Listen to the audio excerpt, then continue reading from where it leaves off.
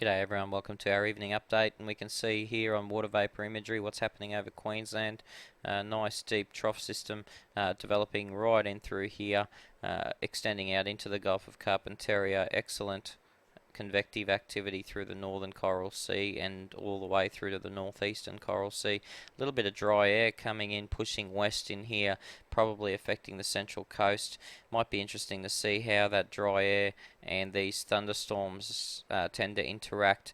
Oftentimes dry air with an already pre-existing storm front may be enough to either A, cut off the storm's moisture supply, which probably won't do because there's a fairly deep feed here, or B, increase the severity and the strength of those storms temporarily. So it'll be interesting to see if they interact and how they interact, but it may be a little too late. It may get here overnight once the storms already die.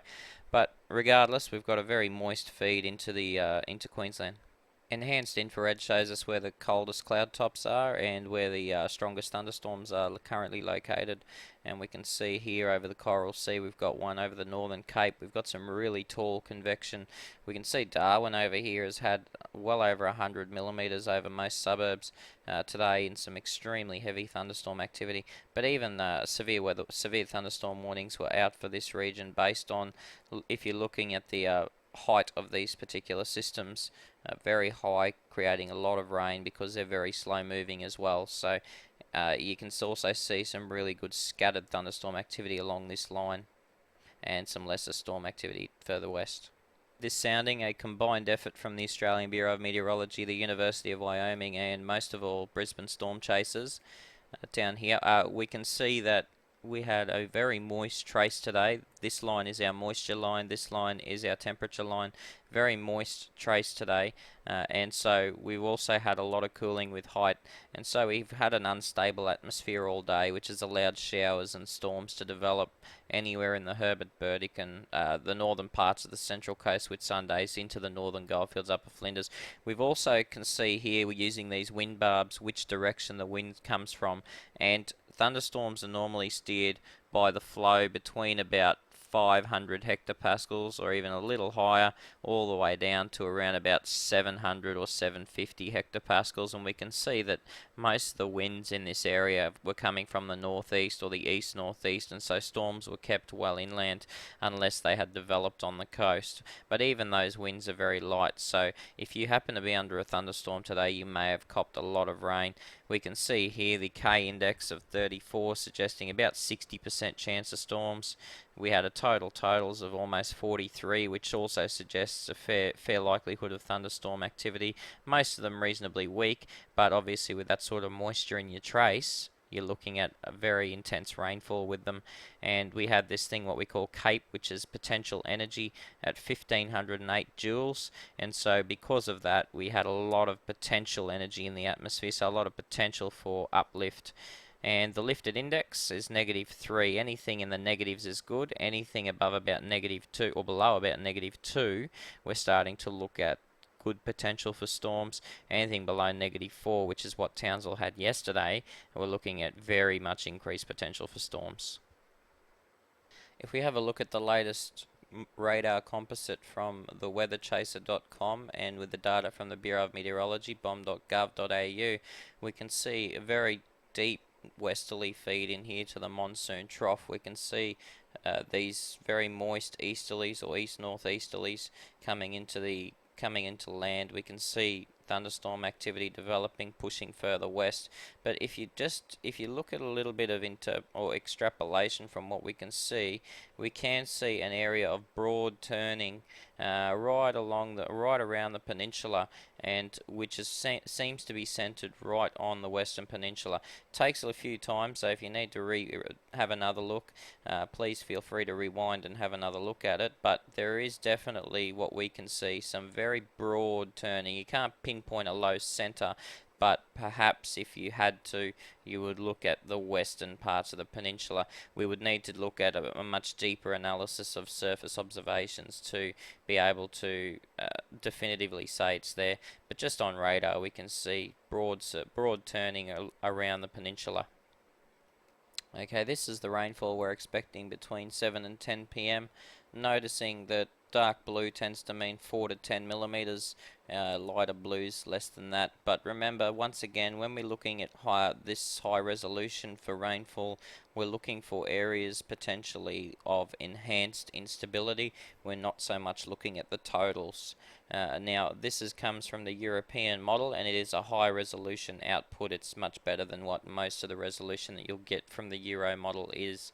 So this is Tuesday night, 7 to 10 p.m. We can see enhanced shower activity just off the coast, creeping onto the coast as well, between just north of Bowen and all the way through to Ingham. Between 10 p.m. and 1 a.m. we tend to see that most of that shower activity remaining offshore. We have a lot of clearances in through here. We'll have a look at why that is shortly. 1 a.m. to 4 a.m. still reasonably clear. We've got light showers and light to moderate showers popping on and off the coast, so we're still looking at a scattering of showers, but nothing severely or severe or heavy. 7 a.m., 4 to 7 a.m. we start to see more widespread shower activity, but still remaining no real pocket of complete instability. 7 to 10 we start to see storms and developing way out west here, and also into the central west or western central highlands, and once again on the coast still reasonably unstable. So we've had showers on and off through the day by this stage. That's Wednesday 10 a.m. 10 a.m. to 1 p.m. we really see storm activity ramping up over the inland parts of Queensland, pushing into the Western Peninsula and the Gulf Country, and also storms developing here on the tablelands and a little bit further west. Fairly dry sort of south of Charters Towers. 1 to 4 p.m. we're really looking at some really intense storm activity tomorrow afternoon, in a line or starting in a line probably from Hughenden and further towards the northwest, and then pushing southeast from there. Still reasonably quiet sort of south of Charters Towers, west of Mackay. That area seems to be reasonably quiet.